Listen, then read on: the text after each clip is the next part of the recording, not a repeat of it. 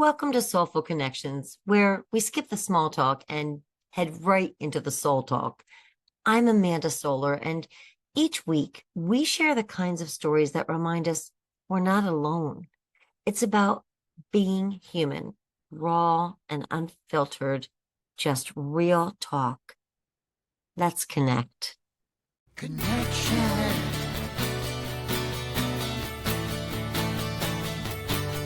Let's talk about connection.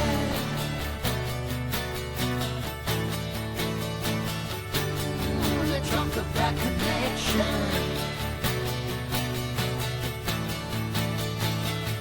Let's talk about it.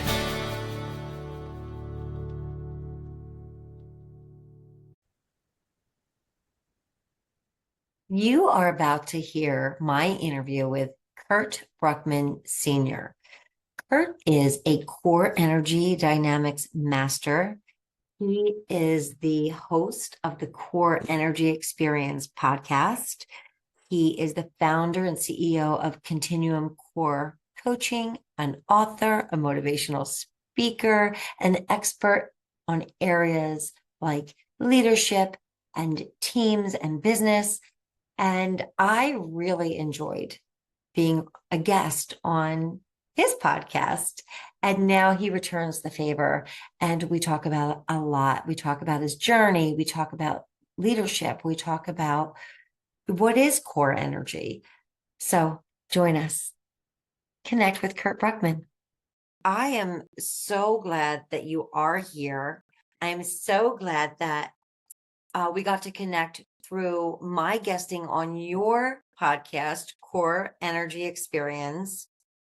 But before we even get into that, I would love to find out this one little anecdote that I have learned both from you and even more so because he was a guest recently on the podcast, your associate director and co-producer, Alex Fabio.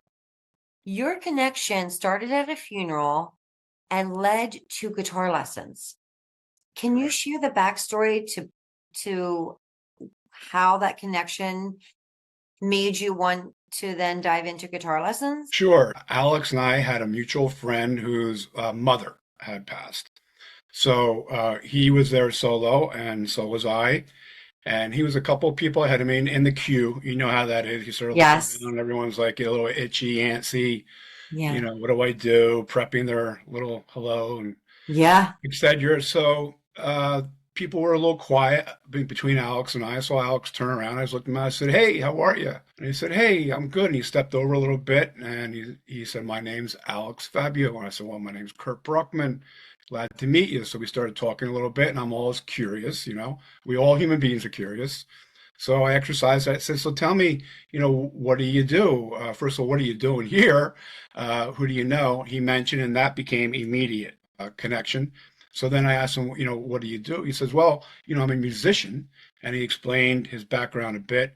I said, "I've been looking for someone, and I have for a couple of years, to help me learn the guitar."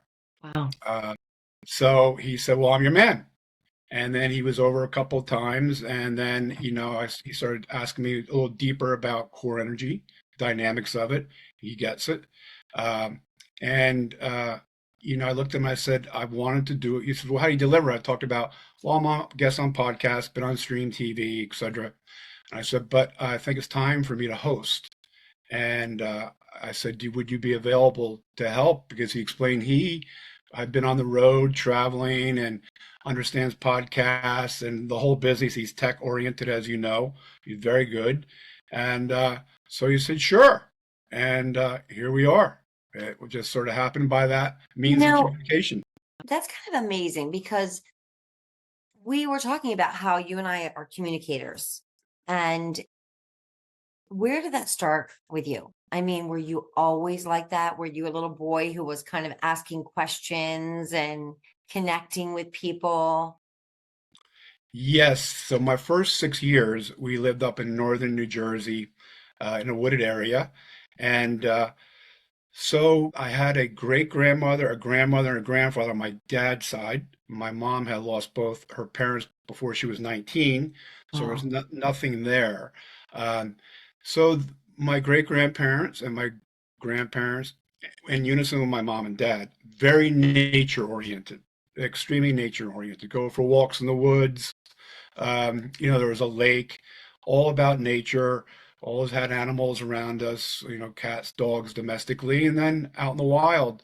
So they taught me at a young age to stay in tune and to communicate with one another. I'm the middle of five children, so you know how that goes. I was sort of monkeying in the middle, trying to get Yeah. closer to my older brothers that are that much older, and they're close and very close in age. And then I have younger sisters that are identical twins, Oh my so they had gosh. each other. So I was sort of in the middle trying to communicate and Yes. find my way, and that's how it all started. Wow. That is really interesting. That middle child. And that's kind of interesting because you're almost smack in the middle of almost two sets of twins, really, because you said your brothers were close in age. Had one another growing up and all through life to this day, and my sisters have one another, so that's how it is. And my again, the my grandparents, my great grandmother, and parents said, "Kurt, you're different from the rest. No measure." Started learning that, uh, and they taught me to learn how to be on my own, and by that meaning to communicate and communicate properly. So, can you take me back to where you were, what you were doing when you started the core energy experience? Like, what was it that drove you to want to do that? Well, with my background, as I've mentioned a bit, I continue to move forward in life, basically on my own, collecting a gathering of very close friends, and some of them are still close to me to this day, even from 8, 9, 10 years old. Nice. Uh, that was part of that understanding of communication. So I started, again, behavior was always there, again, trying to fit in my family dichotomy, realizing that was a little different and I was going to have to step out. So that meant part of the communication we're discussing about the behavior of it. What does that mean? Are people saying things just to say them, or are they saying them and then walk the walk, take the action? So I started learning a lot about that. And as I progressed through school, um, I was very active in sport. So there again was understanding behavior, seeing people in tight situations, win or lose, things like that. How do you handle that? So that kept, orchestrating my way through life and understanding how people operate. And with that, I got to college and still not much of a studier, but when I went to the University of Delaware, I studied and read a lot of people like Solzhenitsyn, Thomas Mann, uh, Brothers Karamazov, all these great big books and thinkers, a little bit of Plato and whatnot. And again, it was about the behavior. What's it all mean? So it just became part of me. And then when I came Mhm. out of college, I stepped into the commodity business in the commodity pits, which not many people understand what that is. So real fast, it was on the floor in World Trade Center, and we yelled and we screamed for a living back and forth all day, Yeah. pushing, shoving. There would be fist fights, very Wow. intense. The whole day was very intense. The person standing next to your left was opposite from the person standing next to your right, shoulder to shoulder. And that was just it. It was an eclectic group of people, uh, and mostly from the five boroughs. So there was a lot of that influence there. Very quick thinkers, very quick on their feet. Extreme multitasking. Center for me. At first, I wasn't going to stay. It was Right. a bit overwhelming, but the athleticism in me kept me in there, and I really started to understand what it was like to be in these pressure cooking situations in the pits and what that meant, and to see how people operate with themselves. Again, in the difficult times, or when it was slow, or if they had, lost money or they made money, or however that was, there was always something to look at somebody and see how they were working with it, and that really caught me. And so I've been concentrating on behavioralism and the understanding of communication and all that's built into the core energy dynamics was really a lot in me. So when I came out of Commodities was the first business to be taken online. Commodities being the largest business in the world, is everywhere. So we were sort of the beta alpha test. We were going to go. That meant, no more floors. What do you do? All these people, a lot of them didn't go to college. Wasn't about that. The education was about life in the pits, and that is a big Wow. statement there because it's really very intensified means of quick understanding what life is all about in the real Wow. world. So we were taken online, and I had about 45, 50 employees at the time. So I helped everyone best as possible to find a new industry. They had to find a Wow. new industry because it was going and gone, shrinking on the desk side as well. And then I figured, I'm going to be fine. I got this.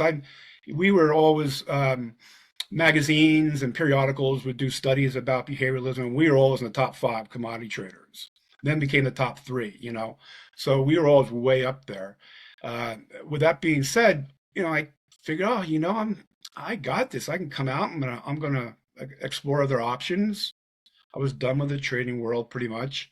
Uh, so I came out and oh boy, I wasn't quite prepared. It was a Yeah. culture shock, a big Yeah. culture shock for me. People's word in the pit, you had to uphold your word in your action. If you didn't, you were exonerated. You were sort of pushed aside, and that wouldn't be healthy for the business. In real world, in life itself, as we stand, people don't honor their word a lot enough. Let's put it that way. Enough. Right. So Right. that happened to me out of the gate, and so I spun for a little bit, and then I found I've always been interested in life coaching. I just wasn't ready for it, still involved in the commodities and the energy of that. And I looked, I couldn't find any institution or anywhere to really dig my heels in until I found IPEC, Institute for Professional Excellence in Coaching, one of the Mm. top to this day in the world uh, with their models. So I saw that, inquired, and they have a base program, takes about 11 months. But then they have this, what they call the mastery program, and that consists of four concentrations. You're going to discuss as well-being, performance, transition, and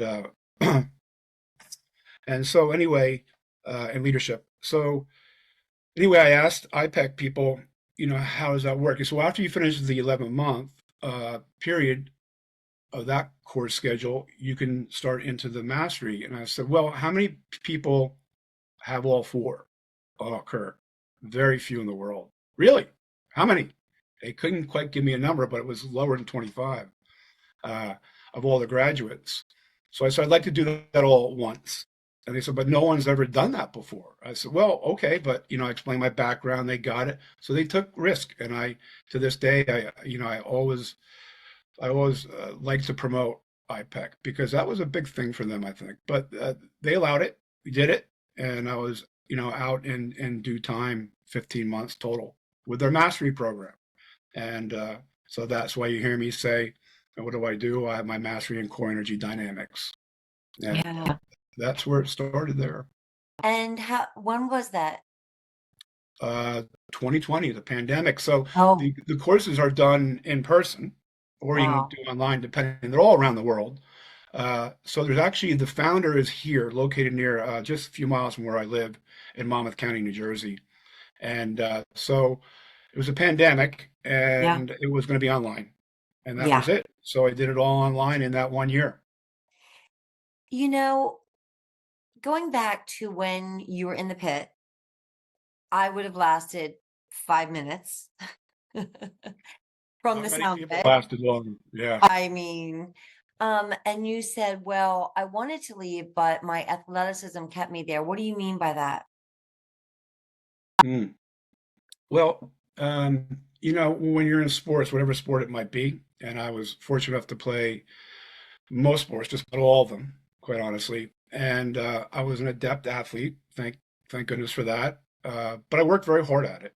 And so, you always get to that level, who's going to be captain, co-captain, assistant captain, and that wasn't my goal, but was given those positions, and that started kicking into my leadership. The team Interesting. came first. What's that mean? The individual of the teams come first. What's that mean? You have to start with each individual. So you heard me say this and announce it now. We learn to go from the me to the we to the us. Wow. And that's part Hmm. of what we do in the athletic world, but in life in general, and too, Yeah. it's collaboration. So that's what we Yeah. do. I think that parallel between, your team sports experience, your experience in the pit, and just like the metaphors in life and even in consequences. I guess what you were saying is, hey, people had to be true to their word in that environment, or there are real consequences. And then you get out, and the consequences are like a bit fuzzier. You got it. So, yeah, and how did you make your peace with that? How did you kind of navigate, oh, people aren't actually maybe always true to their word and on the up and up? Like, how did you handle that? Well, again, it started back when I was younger and seeing that people weren't, true to their word. So I found that, being a good, by asking proper questions and being a good listener, you could start to discern what was what, and Mm, then the action. yeah, So it doesn't take long for those to either be dysfunctional or to yeah, be in tune. yeah. So So when you talk about core energy, what does that like look like in your own life? it, we all have our center, and we can go in different ways with that. So understanding that part, our core energy is, of course, part of our center. And with that, we have to start somewhere. And we prefer to start inside to move to the out, not out in. So I had experienced the out in for some time here and there in my life and never settled with it. It bothered me. The outside influencers, which we all experience. So I did some deep diving, a lot of mindfulness work. The IPEC helped bring out a lot of what I'd understood, but it reinforced it, gave me confidence to go ahead and to really start to execute it, and then take that leap into the professional attitude of it. Uh, Being an athlete and whatnot, I did strive to be a professional hockey player, uh, but that wasn't in the cards for me. So that's what pushed me back into school. Go read, go get education, a proper one, Mm. and so it just kept morphing and morphing, and it gained more understanding that if we must concentrate from within and understand ourselves before we can go ahead and communicate properly to other people. So, you know what's interesting to me? It's really on the face of it, it's kind of dichotomous when you talk so much about, being an athlete and being involved in so many sports and being skilled in sports. And then when you talk about college, you talk about, philosophers and profound thought. And then you talk about your professional life, and it's in the pit, and it's commodities, and it's the world of economics. And I'm kind of trying to wrap my head around all of those things. And from the outside looking in, they don't seem to go together. They do clash a bit, to your point, yes. And Yeah, yeah, so when you went to college, what were you interested in? Did you have a thought of what you were going to be doing? I know you said you wanted to be a professional, maybe hockey player. yes. Was that your main thought when you were No, studying? no, because I knew hockey came and went in that type of arena pretty quickly. I found out and took a leap. I didn't play college.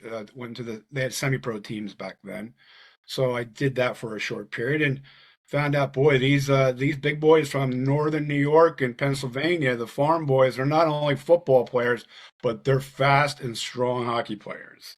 And of course, some of the Canadians were in it too. So I learned that it wasn't going to seed. So when I was younger, when you're asked when you're in grammar school, what do you want to be when you get older? Mm-hmm. psychologist came out of my mouth. Wow. And I hadn't really thought about it. Yeah. It was, and I understood psychiatry at that level when I was at what, sixth, fifth grade, whatever they do that to us, Right. to mean you're going to help people.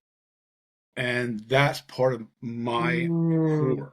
yes. So that's where I learned that in order for me to help people in the proper way, help them help themselves, that's what we do. We can only help people to a point they're going to help themselves as well for it to really be, successful in the moment. Uh, that it became a major focus for me, but Yeah. it was driven by mostly a natural phenomena of being taught by my great grandmother, my grandparents, and my parents. And I have an uncle as well, or had an uncle as well. My father had his brother. So my dad passed away when I was 13. Wow. I'm so sorry. I lost, yeah, my grandfather when I was 8, and then dad. Wow. And then my great grandmother. So I was losing them all within, like, 5, 6, 7 years. My mentors, so to speak. Yes. So my uncle came in and he helped tremendously. They didn't have any children, unfortunately, but he was a cornerstone, and of course my mom. Um, but so it was that core foundation understanding of the natural world fully that kept me centered. Uh, Materialism's not my thing. Sure, money's nice and all that. We get that, but it's not a main focus. So my drive always came from that core understanding of being connected to nature, which is connecting to people. And Yeah. that was it for me.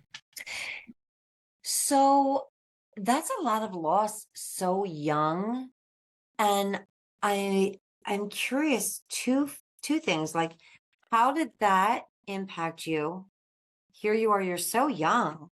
And those are profound losses. And it sounds like your family was really connected and part of your life. So how did that shape you? And then can you also share kind of the lessons that you still maybe live from those people who you lost so young? Sure.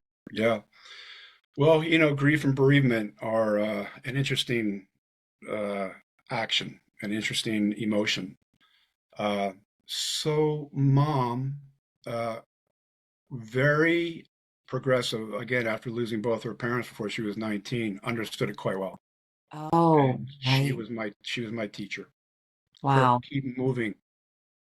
Don't harbor the past. You can understand the deaths that you've gone through, which I went through with her, obviously, by tapping into your spirituality.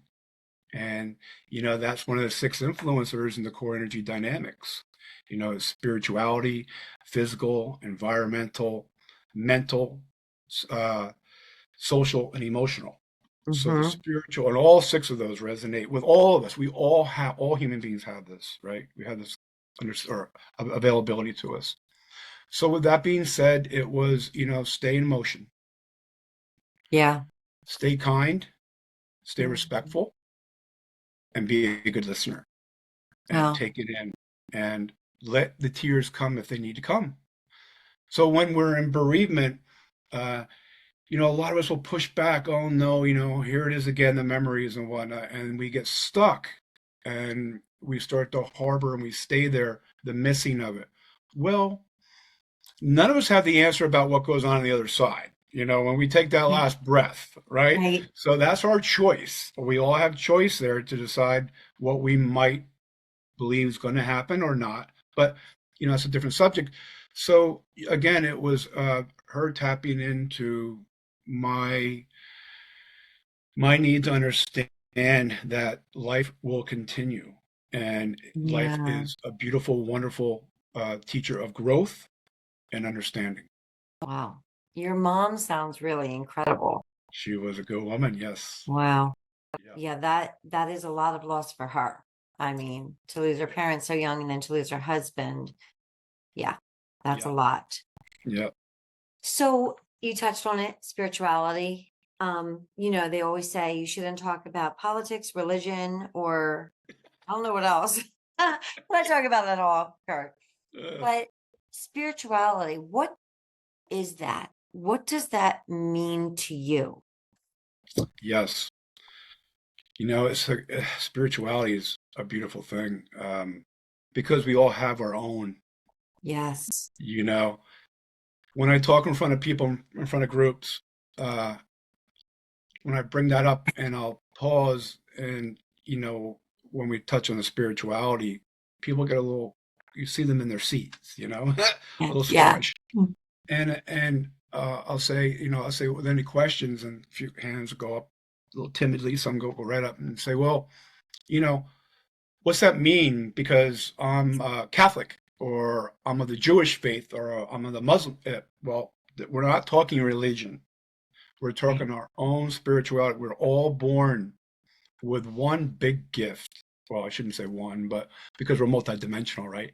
So Yeah. one of the big gifts is our own spirituality, to exercise that and apply that in our life from our core as we see fit. Yeah. So I am going to just ask you some random questions because that's what I like to do, Kurt. Ah, we like that. You know that in the moment. That's where the moments where it's so much more fun to be in the moment. That's where the action is. The Yep. fun's right here and now. You're smiling, I'm smiling. Hopefully Right. the guests are smiling as well. Yep. It is. And then they can listen and kind of think, well, what's my answer to that? Sure. So you talked about different thinkers. What is a book that changed you? There's one thing there is not for me. Again, it's multi Yeah. dimensional. Um, but I have to say, Joseph Conrad, Heart of Darkness, Yeah. moved me. And for the audience to understand a little bit, if they understand Apocalypse Now, the movie is based off of Joseph Conrad's Hmm. Heart of Darkness. So that pushed me a little further in my mentality, because it's very deep about what does war and hurting and killing people mean? How does that operate? How do we accept that? It's Yeah. got a lot in it. But Magic Mountain, Thomas Mann, Dostoevsky brothers, Karamazov.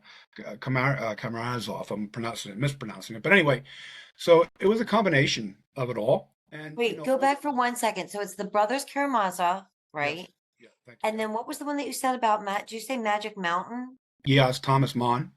Oh, okay. Yeah, that's a great book.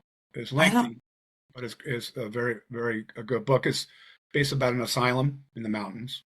Uh, so it goes into a different direction a little bit. But all the authors, all those big thinkers, the Stoics even too, and we can go on and on.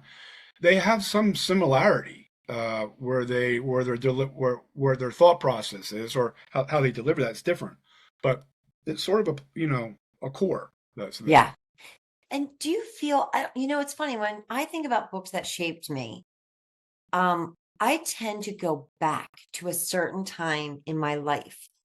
Books still shape me. They still shape me. But there is this period where you are so receptive and you're shaping your beliefs about the world. And sometimes that's the time that you are kind of cementing some of these larger themes, you We're going know. through, to your point, we're going through different stages. Yeah. We're always transitioning. That's a daily process, Uh-huh. and that becomes part of our transformation. So to your point, yes, these timelines in frames, if you uh, will invite us into other things that we might be interested or think we might be, or however that is. Yeah. So it's inviting. We sort of get invited. Yeah. Yeah. If I'm presented with a book in however way I'm presented with it, I always think of it as just like the universe's invitation. There Like, you you go. probably need to be reading this right now. Um, I okay. never thought I'd be at the University of Delaware and get into, so it was Bachelor's of Arts and Science, to answer your question earlier. I didn't again, that's why the beauty of the core energy dynamics works so well. It's a blanket, and that's where I really reside. Work with it all in the big picture. So I never thought I would, when I was in high school, or even when I was getting into started reading these guys, that I'd really take to it. but boy, did I ever. I'd sit in the So library late at night and read. that's so when you were little, or when you were even in grade school or elementary school and high school, were you reading deep topics? No, you were, because you were busy. You had I practice. was busy with sports. I was putting myself through school through sports. I Wow. wasn't a good, Right. I was not a student. To me, I would get good grade, the higher grades when it was something I knew I could apply to my life. Then Right. we started getting into algebra, Ugh, physics, all this that just I knew it's just not for me. right. So, Yeah. books, what are they, Yeah. And so Kurt, what is a habit that you are proud of? the habit. Yes. Do we have habits? Maybe one. A habit was formed when I was a young boy. I was taught because we would be dressed up to go out for dinners, family dinners. And I learned later in life the reason why that was, so we could understand how it was to orchestrate ourselves in a social atmosphere of people we didn't know. Well, Nice. what did that mean? That meant walking into the room with your head held high, with a smile, and no matter how you felt. And when you were going to leave that room, you left that room the same way. And I remember sitting at the dinner tables thinking, this sucks. I mean, I was too young to understand that word back then, but, excuse me, it was just, no, this is stinks. And Kurt, you're going to get up from that table. Oh, I'm going to go to the bathroom. Well, you better practice. So I was Yeah. taught to practice, to smile when I enter a room, smile when I first meet somebody, smile when I leave the room, and smile when I'm saying goodbye to somebody. So I that's love it. I love it. And I will say, actually, one of my daughters, when she's feeling stressed before school, I always say, do something for somebody else. And sometimes it's a smile. Sometimes that thing is as simple as, I just said today, Kurt, before we were here, we stopped off and got something. And I engaged with the person behind the counter, and the person was so nice. And when we left, my daughter said, "Oh my gosh, everybody's so nice today, wherever we go." And I said, people want to be seen. And when you look at them and you're paying attention to them and seeing them, they're often able to present their best self then. So that's that's, the energy. That's that energy. oh, interesting. So that was part of it too. Exhibit high energy, Kurt. If you're going to walk Mm, around with a mopey face, you're going to get mopey responses, and your body's going to be yes. mopey. So smile. You know, Yes. uh, other than a Kim Kardashian who says smile brings me wrinkles, so I won't smile. Ah, But yeah, darn it. Too late for me. right, right, right. I had to throw that out there because it's always interested me, the Yeah. statement, Yeah. But again, the smiling is filling us inside too.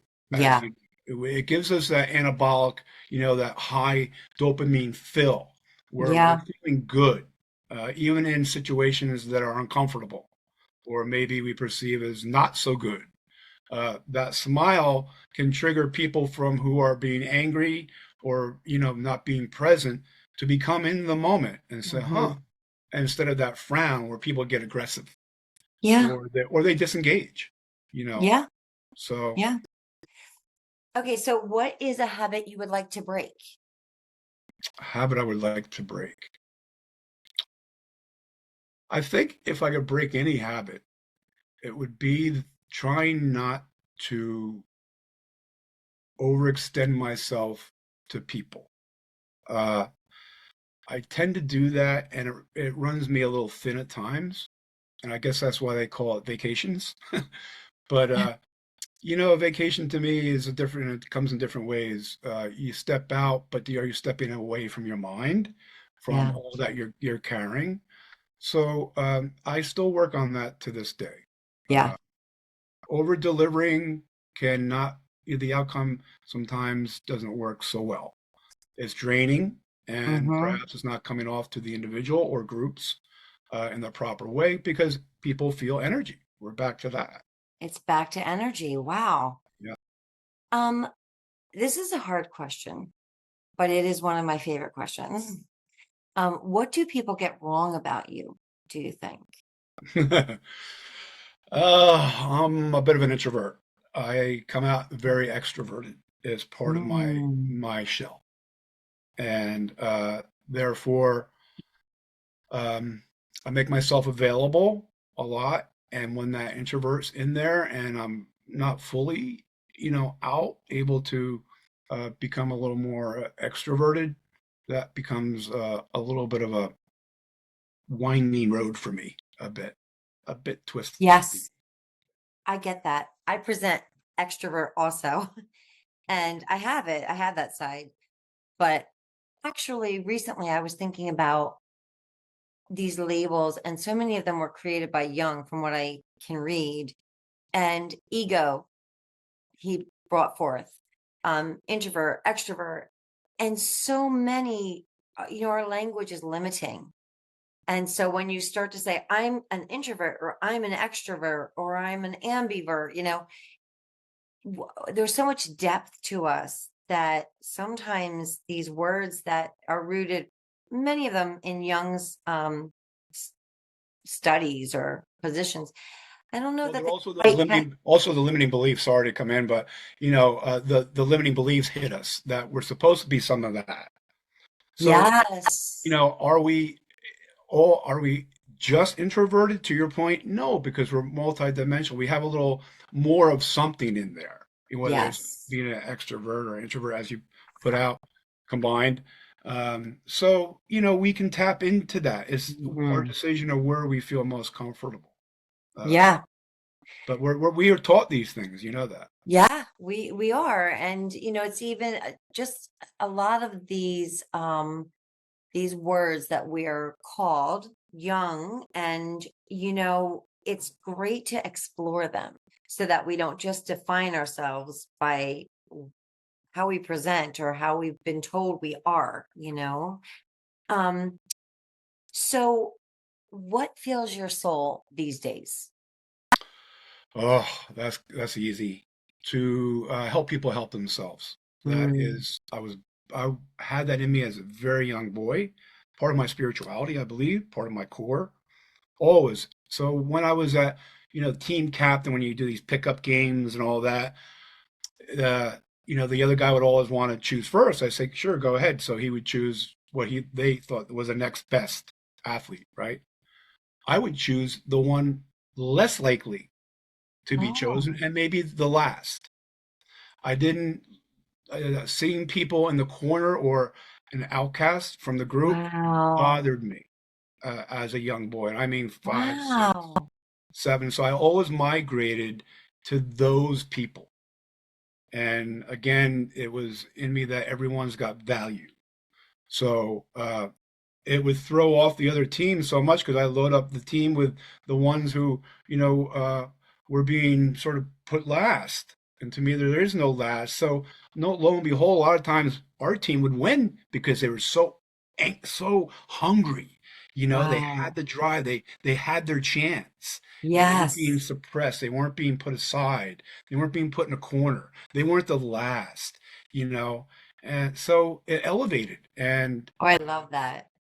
that's where I reside to this day. I'm just trying to help people elevate themselves because, as you and I discussed when you came on my podcast, and you were fantastic. And we will promote yours, but I would like to have Thank others, you. view you. I'm on the other side, so this will be interesting for our followers to see, both sides of us. Yeah. But it's not much different, that's for sure. We're still talking and delivering pretty much the same understanding, whatever your questions are. You and I have that. We have a soulful connection. Yeah. So many of us do, but we overlook it for Yeah. whatever reason that may be. And this is back to the communication again, you know. Yeah, I mean, it is really that connection. And it is, I mean, I haven't actually identified it as energy until you brought that out, but I really appreciate that because you're right. It is so much of what we put out into the world and what we take in is energy. Yeah. Um, so if that's this question. I love this question. I can't get enough of it. And everybody asks it, but you get to sit around for an hour and talk to three people, living or dead. Who do you pick and why? Oh, goodness. I've been so fortunate. I've met so many people in my life all along the way. Actors, actresses, politicians, high level executives, people low, people who are just happy being golf caddies all their lives, being, electricians, plumbers, whatever it may be. Um, so, what three would I have? Mm-hmm. They're Each going one. to come over tomorrow morning for coffee. Yes, yes. I have to say, someone that intrigued me. Now, wait, help me out with the question. Okay. Is it in my lifetime or It in could, anybody's? there's no holds barred. It could be somebody you know, somebody you knew. It could be an author. It could be a sports person. They could be alive. They could be dead. It's all your choice, but you only get three. Well, Plato, that's pretty much out of the gate there. That's relatively easy for me. Uh, I have a close friend. His name's Kelsey Grammer. Really? Yes, and I've known Kelsey since grammar school.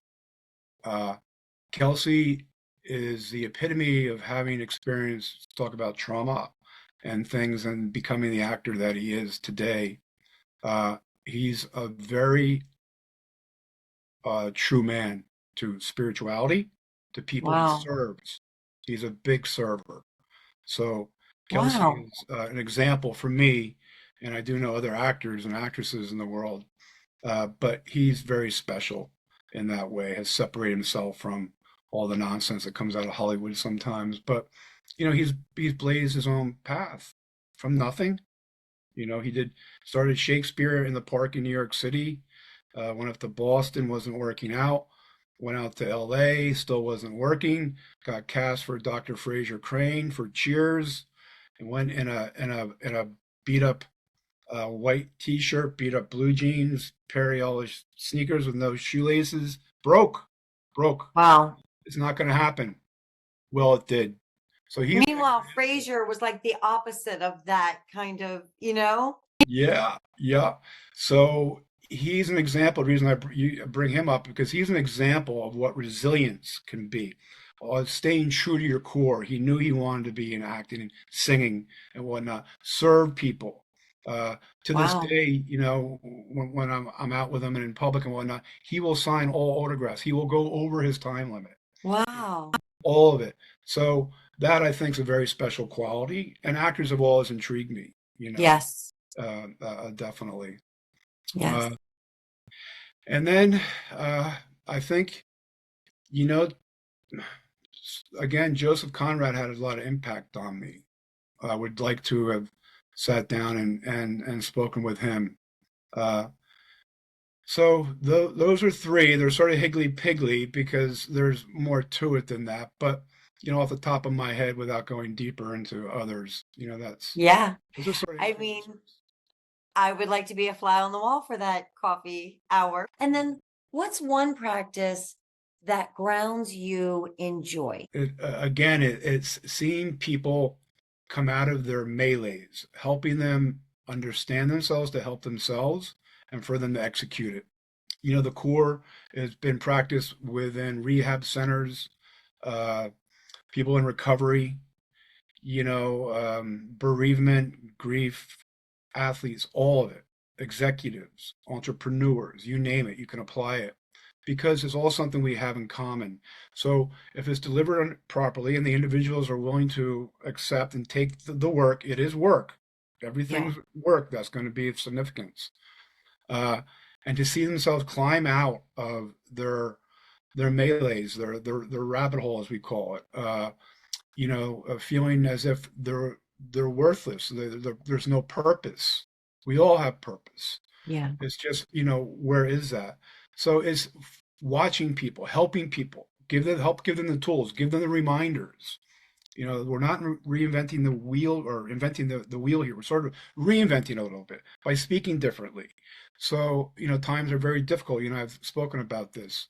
So with that being said, when I see people come out and oh my gosh, and the gratitude they can give and they're reborn, in so many ways, but they did the work. We just help guide them.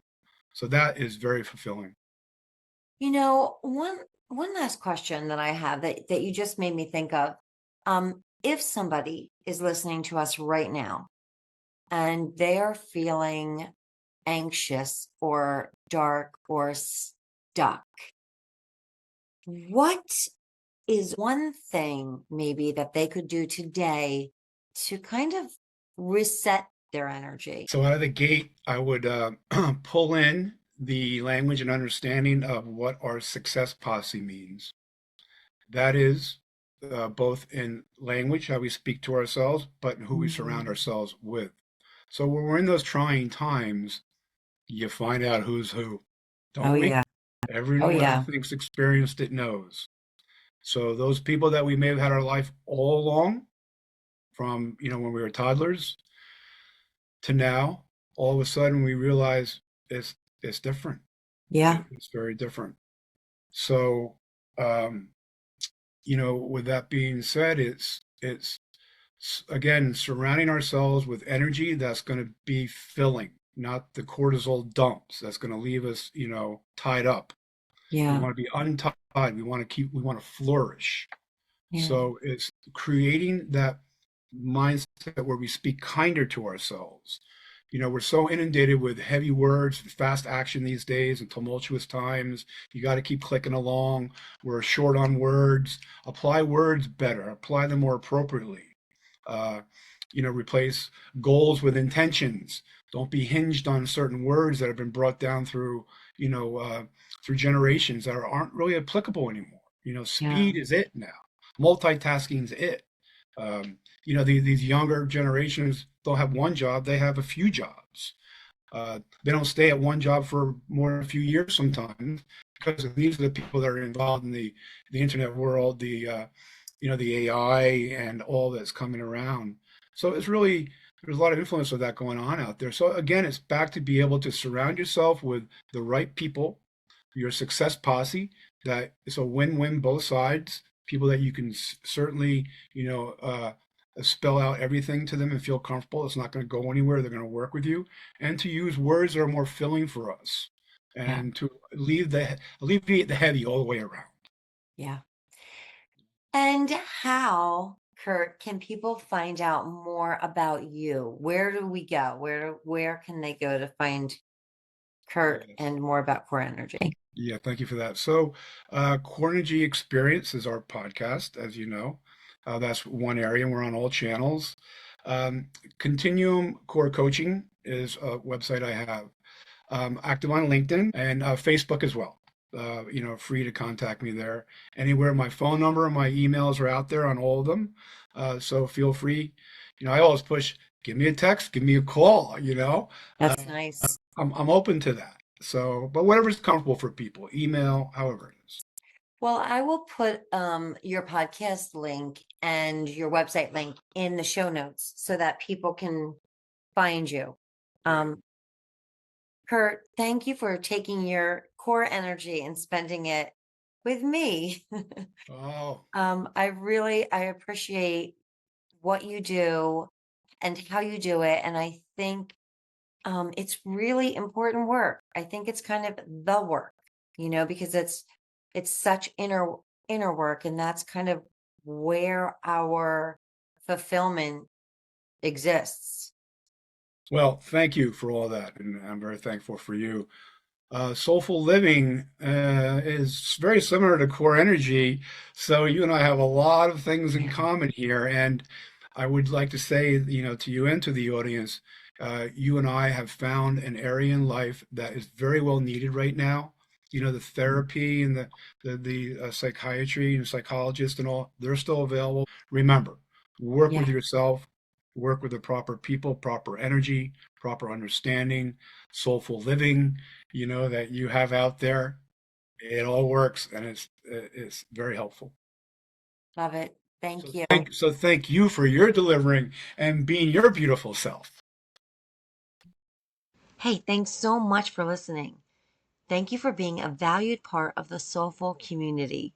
Thank you to William Aronson for writing, recording, and producing the Soulful Connections theme song.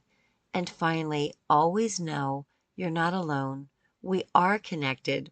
We're all in this thing together, and you and your story are important. Let's just keep on connecting.